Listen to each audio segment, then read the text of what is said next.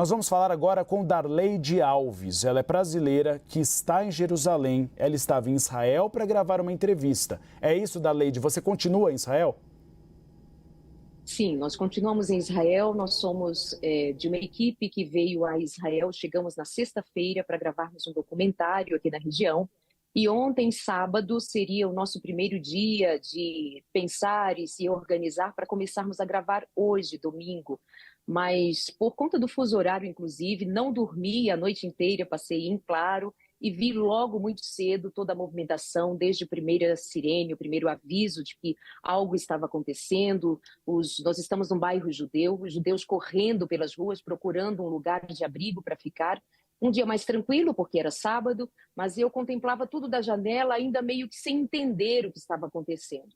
Quando, num dado momento, nosso guia entrou em contato dizendo do que se tratava, e então tomamos conhecimento da realidade do que era o acontecido desde então. Darleide, você tem passagem de volta ao Brasil em voo comercial? Deve retornar nos próximos dias ou ainda está à espera do governo brasileiro definir como será, se haverá esse resgate que foi anunciado há pouco? Como nós ficamos ontem, o dia de sábado inteiro, na expectativa do que aconteceria, num dado momento, a nossa produção conseguiu uma passagem saindo de Tel Aviv por volta da meia-noite. Nos deslocamos de Jerusalém, então, até Tel Aviv. Sabemos agora que corríamos até um certo risco, mas quisemos tentar. Chegando lá no aeroporto, antes de entrarmos, a equipe inteira, começou um novo ataque sobre Tel Aviv. Então, as sirenes foram ligadas, todo o aeroporto começou a se movimentar, estava cheio e as pessoas foram levadas para lugares onde elas ficassem refugiadas e soubemos, então, que os voos estavam cancelados. Resolvemos voltar para Jerusalém, porque até aqui, Jerusalém ainda é uma base mais segura. Não houve nenhum ataque sobre Jerusalém. Conseguimos chegar, o motorista que estava com a gente, um morador local, um motorista profissional local, estava muito tranquilo, dizendo vai dar tudo certo. E nós voltamos então para a nossa base, onde estamos aguardando agora o que devamos fazer. Orientados a não sairmos pelas ruas de maneira nenhuma, já que há risco de estrangeiros e israelenses, obviamente, serem sequestrados. Permanecemos então aqui aguardando as próximas orientações. Tudo indica que o passo seguinte será, segundo a embaixada, nós seguirmos para o Brasil num dos voos da FAB, mas ainda estamos aguardando se o nosso nome está nessa lista. Darleide, você tem conversado com israelenses. Como está a preocupação, principalmente sobre a presença de integrantes do Hamas no território israelense? Porque há uma grande preocupação de novos sequestros e também assassinatos. Os que estão mais próximos das zonas de confronto direto, eles estão mais tensos e mais preocupados. Um dos nossos guias, por exemplo, tem família que estava até agora há pouco ainda escondido, sem água, sem luz e sem comida. Uma das sobrinhas, inclusive, um familiar muito próximo, estava desaparecida. Então, quem está muito próximo das regiões de conflito direto estão preocupados. Os outros aqui, por exemplo, em Jerusalém, eles mantêm uma certa quietude, digamos assim, por se sentirem mais seguros em Jerusalém. A cobertura de segurança para esta região ela é maior, ou pelo menos as pessoas são mais acostumadas, eu diria assim, a que um conflito comece e logo termine. Porém, é certo que dos últimos 50 anos, eles não tiveram contato com um conflito tão grave como estes. Então, há uma preocupação no ar, sim, mas são muito confiantes de que Israel vai agir de modo apropriado a que evite que esse conflito se expanda para muito mais longe.